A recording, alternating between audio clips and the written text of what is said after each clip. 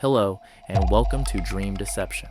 If you could consider liking this video and subscribing, I would greatly appreciate it. It helps me keep going to create these types of spooky, horrifying, and scary videos. Alright, let's get to the stories. The wind howled like a banshee as we struggled to keep the cabin door shut against the relentless blizzard. Snow slammed against the windows and the temperature inside was dropping fast. We were trapped, miles from the nearest town, with no power and no way to call for help. What started as a fun weekend escape had quickly turned into a nightmare. Hold it! Mike shouted over the roar of the storm. His face was pale, eyes wide with fear as he pressed his shoulder against the door. It's like something's out there trying to get in. I grabbed a nearby chair and wedged it under the door handle, helping to brace it. This isn't just the wind, I said, my voice trembling. Something's out there. We were 7 in total. Me, Emily, Mike, Sarah, Greg, Jenny, and Tom. The cabin had always been our go-to spot for escaping the grind of college life. But now, the cozy retreat felt like a trap. A coffin made of wood and stone. The first sign of trouble had come hours earlier. We'd been laughing, telling ghost stories around the fireplace when the power cut out. At first, we thought it was just the storm, but then came the noises. Low, guttural moans carried on the wind, and a scraping sound that made our skin crawl. It's probably just an animal, Sarah had said, trying to sound confident, but her eyes betrayed her fear. A bear, maybe. But deep down, we all knew it wasn't a bear. Bears didn't moan like that, and bears didn't try to open doors. Tom and Greg had volunteered to go outside and check on the generator. They'd bundled up, grabbed flashlights, and disappeared into the swirling snow. That was hours ago, and they hadn't come back. We were too scared to admit what we were all thinking. They weren't coming back. We need to stay calm, Emily said, though her voice was shaking. She clutched a blanket around her shoulders, her eyes darting nervously toward the door. We'll get through this. A loud bang on the door made us all jump. It was followed by another, and then a series of rapid, desperate thuds. "Let us in!" a voice cried from outside. "It's Greg! Please, open the door!" Mike and I exchanged a look. Something felt off. The voice sounded like Greg, but there was something wrong with the way he spoke, like he was forcing the words. "Where's Tom?" I called out, my hand hovering over the door handle. He's right here," the voice replied. "Please, hurry." I hesitated. The banging grew more frantic, the door shaking on its hinges. Emily grabbed my arm. "Don't," she whispered. "That's not Greg." I stepped back, my heart pounding. "Whoever's out there, we're not opening the door," I said firmly. The banging stopped abruptly, leaving a deafening silence. Minutes passed. Then, slowly, a shadow appeared at the window. It was Greg, or at least it looked like him. His face was pale, his eyes hollow, and there was a strange, unnatural smile on his lips. "Let me in," he said softly, his breath fogging up the glass. "It's so cold out here." Behind him, another figure emerged from the darkness. Tom, but like Greg, something about him was wrong. His movements were jerky, almost mechanical, and his eyes were void of any emotion.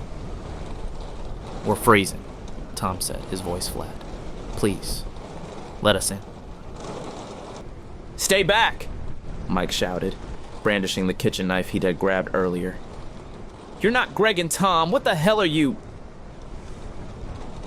The figures at the window didn't respond. They just stood there watching us, their smiles never wavering. The wind howled around them, but they didn't seem to feel the cold. "We need to leave," Sarah whispered, her face pale. "We can't stay here."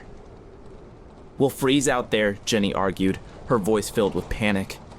"And what if there are more of whatever they are?" I looked around the room, trying to think. The fireplace was our only source of warmth, but the wood supply was running low. We couldn't stay here forever. But going outside seemed like a death sentence. "There's a shed out back," I said, remembering the small structure where we kept extra supplies. "Maybe there's something in there we can use." "I'll go," Mike offered, gripping the knife tightly. "I'll check it out." "No, we'll go together," I said. "It's safer that way." We bundled up, layering on every piece of clothing we could find, and armed ourselves with whatever we could use as weapons. Emily and the others stayed behind, barricading the door once we stepped outside. The cold hit us like a wall, the wind nearly knocking us off our feet. Visibility was almost zero, the snow blinding as it whipped around us. We moved quickly, staying close to the cabin as we made our way to the shed. The door was frozen shut, and it took both of us to pry it open. Inside, we found a few tools, a gas can, and some old blankets. It wasn't much, but it was something. We grabbed what we could and started back. As we neared the cabin, a sound stopped us in our tracks. A low, guttural growl coming from the woods. We turned, our flashlights cutting through the darkness, but saw nothing. The growl came again, closer this time. "Run," I whispered, my breath visible in the freezing air. We sprinted toward the cabin, the snow making every step a struggle. Behind us, the growl turned into a roar, and I could hear something crashing through the trees, gaining on us. We reached the cabin just as the thing burst out of the woods. I caught a glimpse of it. A monstrous, twisted form, its eyes glowing with a malevolent light. We threw ourselves inside, slamming the door shut and piling furniture against it. "What was that?" Emily cried, her eyes wide with terror. "I don't know," I panted, my chest heaving, "but it's out there and it wants us." The pounding on the door started again, more violent than before. The windows rattled, and we could hear the creature's guttural snarls outside. It was relentless, trying to force its way in. "We're not going to make it," Sarah sobbed, clutching Jenny tightly. "We're going to die here." "No," I said, trying to sound braver than I felt. "We're going to survive. We just need to hold out until morning." The hours dragged on, the cold seeping into our bones as the fire burned low. The pounding continued, a constant reminder of the horror waiting outside. None of us slept. We just sat there, huddled together, praying for the storm to end. When dawn finally broke, the storm had passed. The world outside was eerily silent, the snow glistening in the morning light. We cautiously unbarricaded the door, peering out into the stillness. There was no sign of the creature, no sign of Greg or Tom. It was as if they'd vanished into the storm, leaving no trace behind. We didn't wait to find out if they'd come back. We packed up what little we had and made our way down the mountain, the silence pressing down on us. The cabin, once our sanctuary, was now a place of nightmares. Story 2. Me and my friend Josh were driving through the woods trying to make it to our cabin before the worst of the storm hit. The snow had been falling steadily all afternoon, but as evening approached, it became heavier, thick flakes blotting out the road ahead. Visibility was near none, and the wiper struggled to keep the windshield clear. "We should have left earlier," Josh muttered, his knuckles white on the steering wheel. "Yeah," I agreed, squinting to make out the road through the flurries. "But we're almost there. Just a few more miles." But the snow was getting higher, piling up on the road faster than we could drive. The tires skidded and slipped, and soon enough we got stuck in the snow, the engine revving uselessly as the wheels spun in place. "Damn it," Josh cursed, throwing the car into park.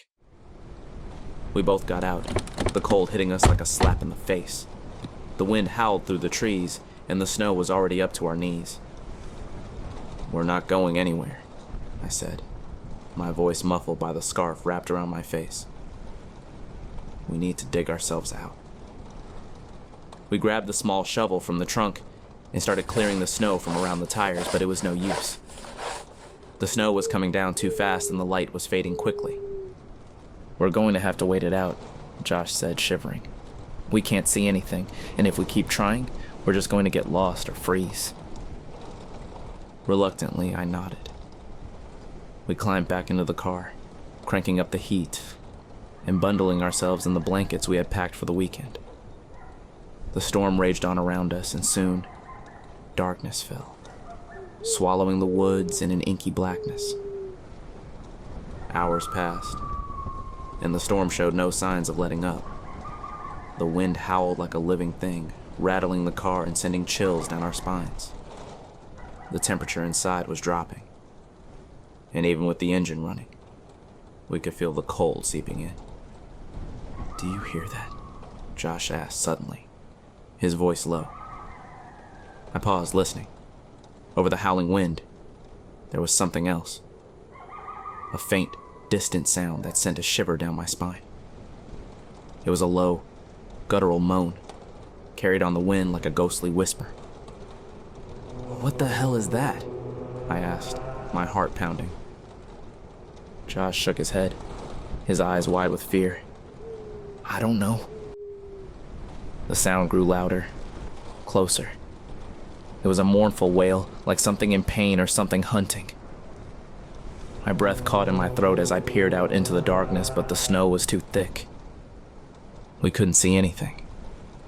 "We're not alone," Josh said, his voice barely above a whisper. Panic started to set in. We locked the doors, as if that would keep out whatever was making that noise. The moaning continued, circling the car, accompanied by an occasional scratching sound, like claws on metal. "We have to get out of here," I said, my voice shaking. "We can't stay in the car." "And go where?" Josh asked, his face pale. "We can't see anything out there. We'll freeze before we find help." But staying in the car felt like a death sentence. The sounds outside were growing more insistent, more desperate. It felt like whatever was out there was trying to get in. "Look," I said, pointing toward the woods. "There's a light." Through the swirling snow, a faint flickering light was visible between the trees. It wasn't far, maybe 100 yards or so.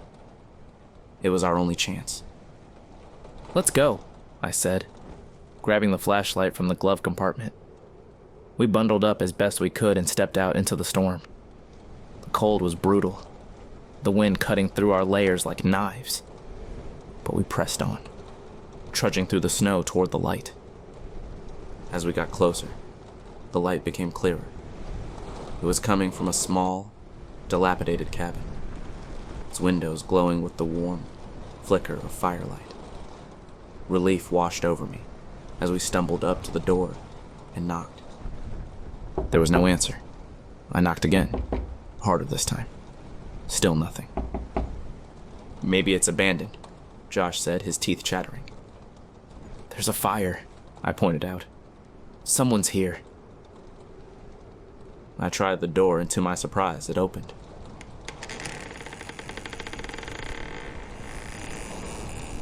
The warmth inside was a welcome relief from the freezing cold. We stepped in, shutting the door behind us.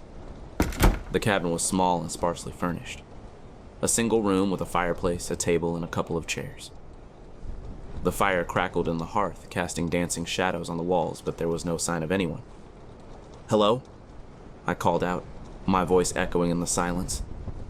"Is anyone here?" No response. The place felt off. There was something about it that made the hairs on the back of my neck stand on end. "Let's just warm up for a bit," Josh said, pulling a chair closer to the fire. "Whoever lives here won't mind." I nodded, though I couldn't shake the feeling that we were being watched. We sat by the fire, thawing out our frozen limbs, but the sense of unease only grew. Then, we heard it. A soft, almost imperceptible whisper. It seemed to come from the shadows, from the very walls themselves. Did you hear that? Josh asked, his eyes darting around the room. I nodded, my heart pounding. The whispering continued, growing louder, more insistent. It was a voice, or maybe multiple voices, murmuring words we couldn't understand. "We need to leave," I said, my voice trembling. "Something's not right here." But when we tried to open the door, it wouldn't budge. It was as if it had been locked from the outside. Its panic set in as we tried to force it open, but it was no use. The whispers turned into laughter.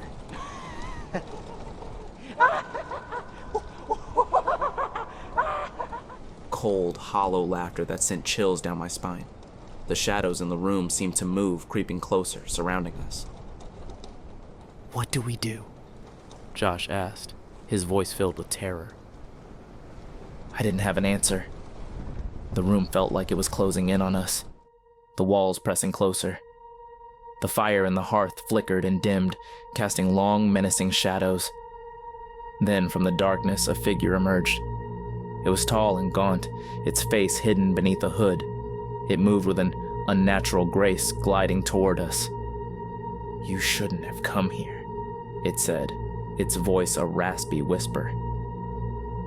"We were just trying to find shelter," I stammered, backing away. "There is no shelter here," the figure said. "Only death." The shadows around it writhed and twisted, taking on monstrous forms. Eyes glowed in the darkness and the laughter grew louder, more malevolent. "Please," Josh begged, his voice breaking. "We just want to leave." "You cannot leave," the figure said. "You are part of this place now." The shadows lunged and everything went black. When I woke up, the storm had passed. I was lying in the snow, the sun shining down on me. Josh was beside me, unconscious but alive. The car was a few feet away, buried in the snow. There was no sign of the cabin. To this day, I don't know what happened that night. I don't know if we hallucinated the whole thing, or if we stumbled upon something truly evil.